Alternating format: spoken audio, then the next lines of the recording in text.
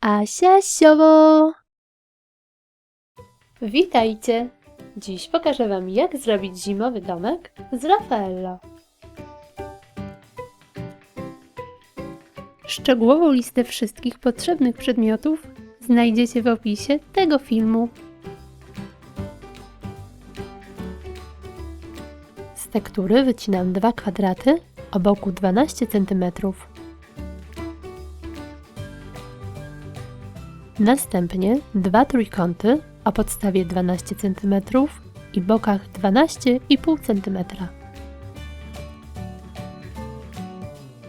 Wycinam też kwadrat o boku 22 cm.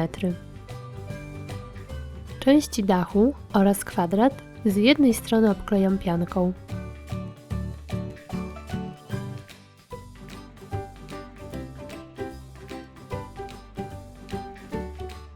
Tworzę dach.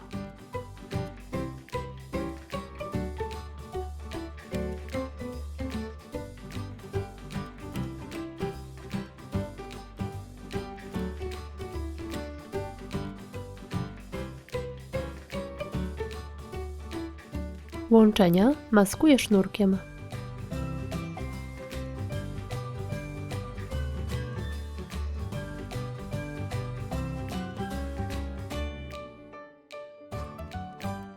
Do dachu przyklejam sztuczny śnieg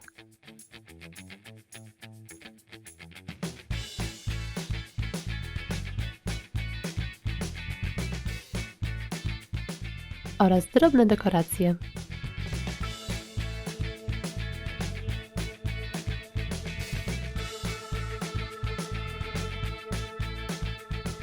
Do pudełka mocuję ozdobną wstążkę.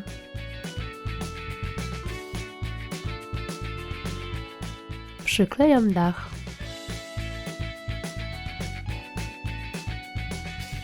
Pudełko mocuję do tektury.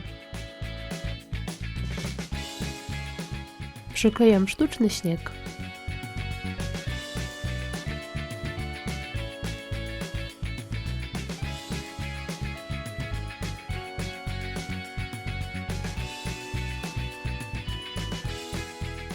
Brzeg tektury maskuję sznurkiem. Przyklejam kilka drobnych elementów. Na koniec mocuję kokardkę.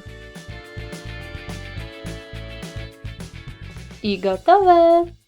Taki domek będzie bardzo oryginalnym pomysłem na prezent. Możecie go oczywiście ozdobić w inny sposób i z użyciem innych elementów. Jeśli podoba Wam się taki domek, zostawcie łapkę w górę. Pozdrawiam! Pa, pa!